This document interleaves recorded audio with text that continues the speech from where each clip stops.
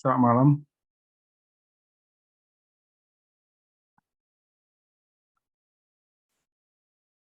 Selamat malam. Kita akan kuliah lagi. Malam, Pak. Yang ada sekalian, sesuai dengan pengecekan saya, hari ini adalah kuliah kita yang terakhir. Hari ini kuliah ke-15 termasuk TS. Jadi di Januari untuk genetika tidak ada lagi kuliah. Jadi ini malam ini adalah kuliah pengganti dari Januari. Jadi di Januari untuk genetika tidak ada lagi kuliah. Dan kembali saya tidak akan memberikan kisi-kisi lagi untuk UAS karena ya saya sudah jelaskan mengapa ya. Kalau kalian ingin tahu nilai UTS kalian, silakan tanya KTU dan silakan tanya KTU, nilainya sudah saya serahkan ke KTU. Ya. Baik, genetika populasi di buku itu di halaman di bab 13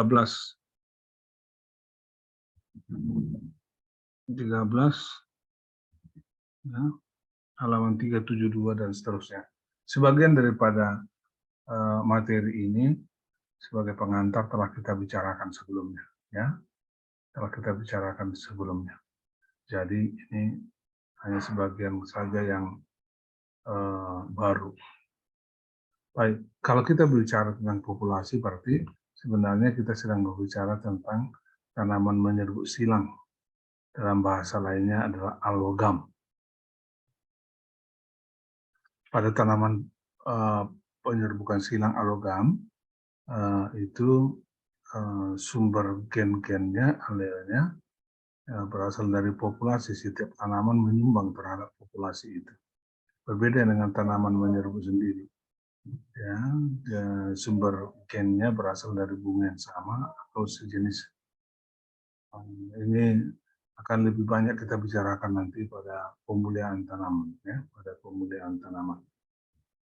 Bagi mahasiswa AET pasti akan mengambil mata kuliah pemulihan tanaman dan saya yang mengajarkannya. Baik. Jadi pada tanaman yang menyerbuk silang, sumber gen itu kepada setiap tanaman yang ada di dalam populasi itu memberikan gen atau alel. Jadi dan kemudian gabungan daripada gen dari tanaman jantan dan betina itu membentuk genotipe yang pada akhirnya akan membentuk fenotipe. Nah, salah satu hukum yang sangat sesuai untuk tanaman menyerbuk silang alogam adalah hukum Hardy-Weinberg. Ini sudah seperti yang saya katakan tadi, ini sudah kita bicarakan pada bab 4 hukum Hardy-Weinberg. Tapi kita singgung kembali untuk lebih mantap, ya, untuk lebih mantapnya. Misalkan di dalam sebuah populasi tanaman menyerbuk silang terdapat 20 tanaman bergenotipe A dominan, 50 tanaman bergenotipe A dominan A resesif, 30 tanaman bergenotipe homozigot resesif. A resesif.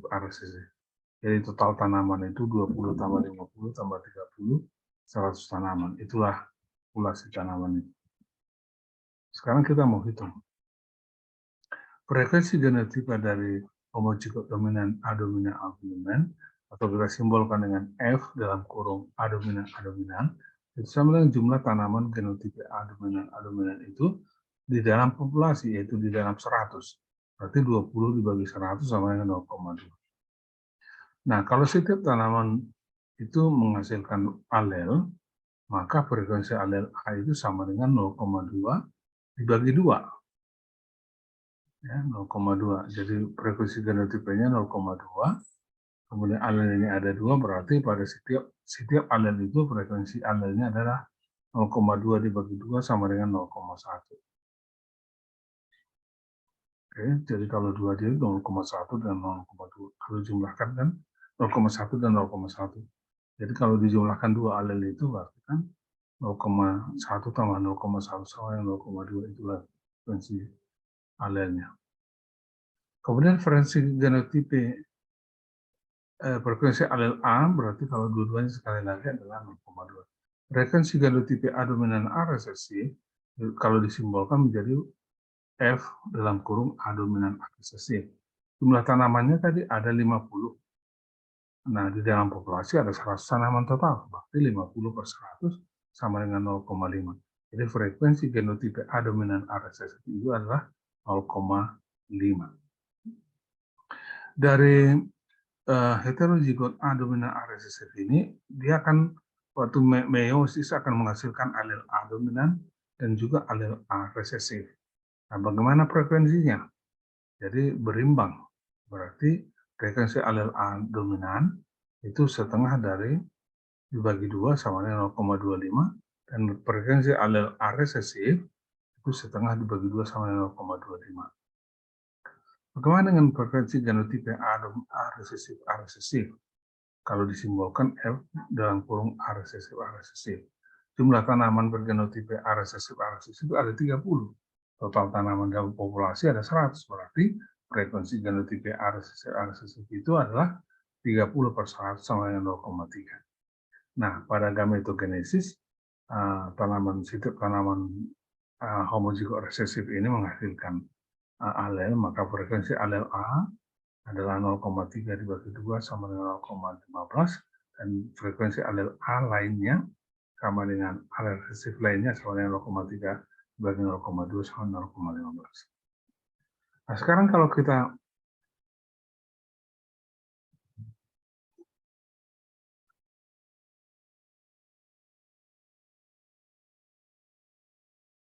maka dengan demikian frekuensi alel A resesif ditambahkan dengan frekuensi alel A resesif yang berasal dari genotipe A resesif itu adalah 0,15 tambah 0,15 sama dengan 0,3. Nah, maka dengan demikian secara keseluruhan maka sudah kita dapat hitung frekuensi genotipe. Frekuensi genotipe A, frekuensi genotipe homozigot dominan ditambah frekuensi heterozigot ditambah frekuensi homozigot resesif berarti 0,2 ditambah 0,5 ditambah 0,3 sama dengan 1. Kita sudah pelajari bahwa total frekuensi itu sama dengan 1. Total frekuensi A dominan sama dengan 0,2 ditambah 0,25 sama dengan 0,45 sama dengan, kalau kita simbolkan P, total frekuensi alel A resesif 0,3 tambah 0,25 sama dengan 0,55 sama dengan kita simbolkan dengan Q. Nah, total frekuensi alel itu adalah total dari frekuensi alel A dominan dan alel A resesif. Jadi 0,45 ditambah 0,55 sama dengan 1. Kita sudah pelajari bahwa total frekuensi alel itu 1. Sekali lagi ini seperti pengulangan sedikit, tapi harus kita bahas karena materi. Nah, kalau terjadi penyerbukan silang panmik acak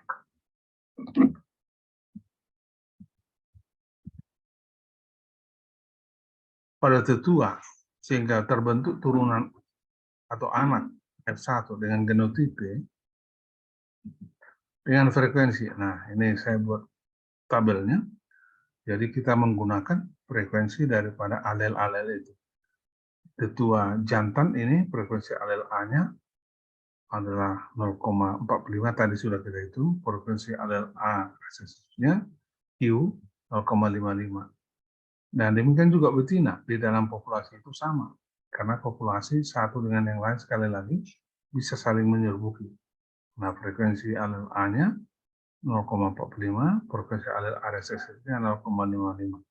Kita sudah pelajari di hukum Hardy-Weinberg bahwa genotipe gabungannya itu adalah A dominan dengan A dominan, berarti genotipe anaknya itu zigotnya adalah A dominan, maka frekuensi homozigot dominan ini adalah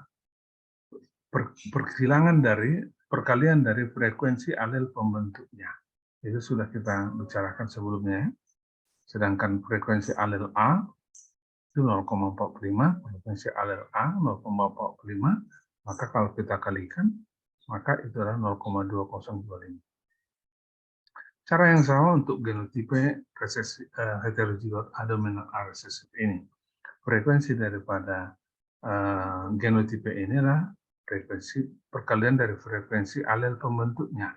Jadi frekuensi alel A dominan dikali dengan frekuensi alel A resesif. Jadi 0,45 dikali 0,55 sama dengan 0,2475. Nah, frekuensi heterozigot ini juga dengan prinsip yang sama sudah dapat dihitung, dan frekuensi dari genotipe A resesif ini dengan prinsip yang sama dapat dihitung. Jadi berarti 0,55 kali 0,55 sama dengan 0,3025. Itulah frekuensi homozigot resesifnya.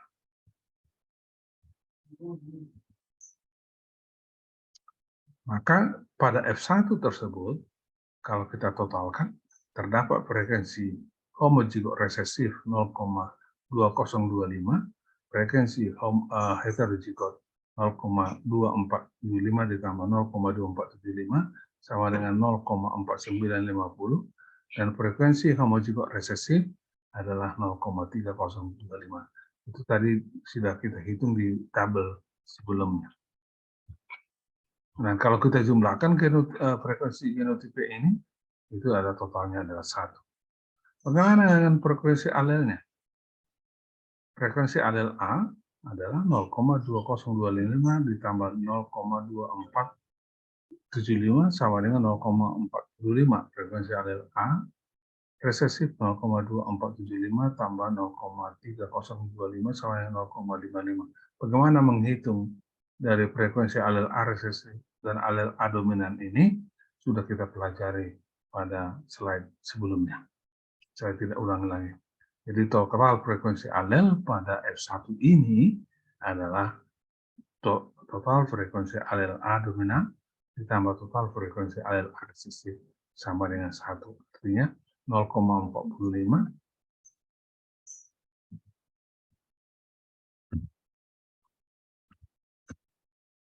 tambah 0,55 sama dengan 1. Itu pada F1, ya. Nah, kalau kita bandingkan frekuensi genotipe anak F1 tidak sama dengan frekuensi genotipe T2 P1. Tidak sama. Bisa kita hitung, ya. Maka F1 dan Fp disebut tidak berada dalam keseimbangan genetik Hardy-Weinberg. F1 dan P, T2, P itu kan simbol dari T2, parent, tidak berada dalam keseimbangan genetik Hardy-Weinberg. F2 dan F1 disebut berada dalam keseimbangan genetik Hardy-Weinberg. Ini kalau pada F2, ya, pada F2.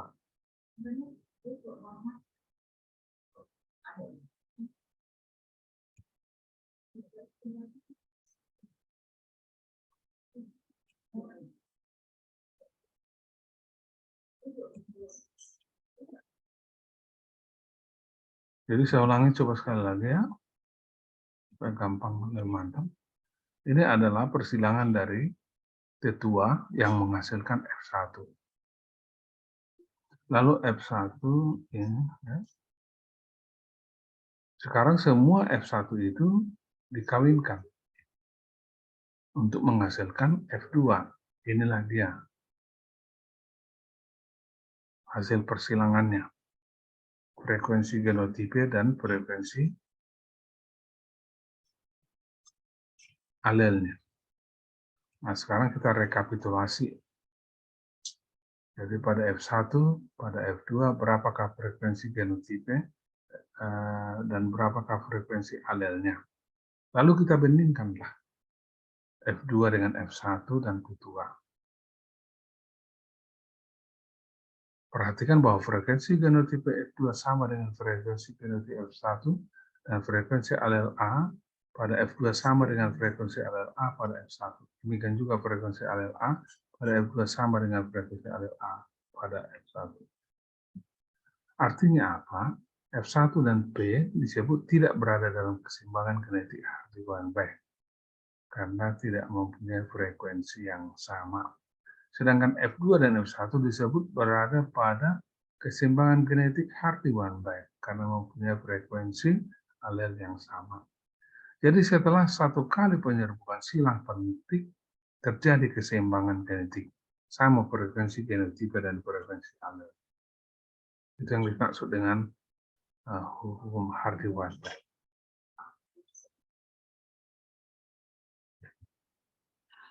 Hukum Hardy-Weinberg dan demikian populasi akan berada dalam keseimbangan genetik setelah satu generasi penyerbukan silang penutik. Tapi keseimbangan ini dapat terganggu bila terjadi pertama migrasi alel. Alel keluar dari populasi atau alel masuk ke dalam populasi. Misalnya pertanaman jagung kita tadi, alelnya terbang, serbuk sarinya terbang keluar dari populasi, atau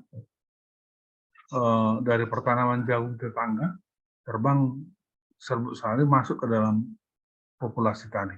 Jadi akan terjadi keseimbangan genetik yang terganggu. Kemudian terjadi seleksi. Seleksi misalnya kita buanglah tanaman-tanaman yang homozigot resesif, misalnya karena berpenyakit tertentu mudah dikenali misalnya. Atau mutasi, terjadi perubahan alel. Misalnya terjadi perubahan mutasi alamiah, misalnya terjadi perubahan alel A menjadi alel A resesif, atau alel A resesif menjadi alel A dominan.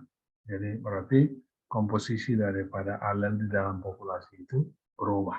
Akhirnya nanti apa yang terjadi? Keseimbangan itu terganggu. Itu inilah ada yang sangat penting pada materi kita malam ini, yaitu genetika populasi.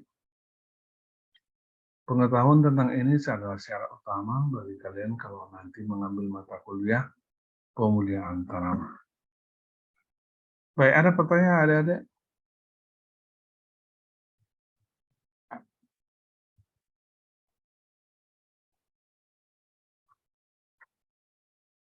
Coba buka kameranya dulu.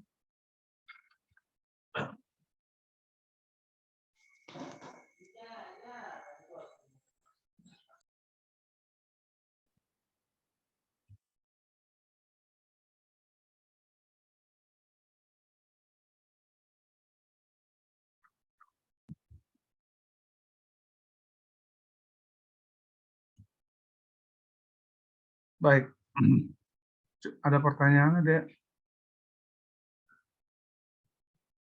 Tidak ada, Pak. Baik, kalau tidak ada pertanyaan, maka materi kuliah kita selama 1 semester ini sudah berakhir, ya. Sudah berakhir. Sekali lagi, kita tidak ada lagi kuliah di Januari. Nanti saya akan konfirmasi ke ketua kepastiannya, ya. Tapi menurut perhitungan saya, tidak. Kita sudah pertemuan 15 kali. Jadi selamat Natal dan selamat Tahun Baru 2023. Jaga kesehatan masing-masing,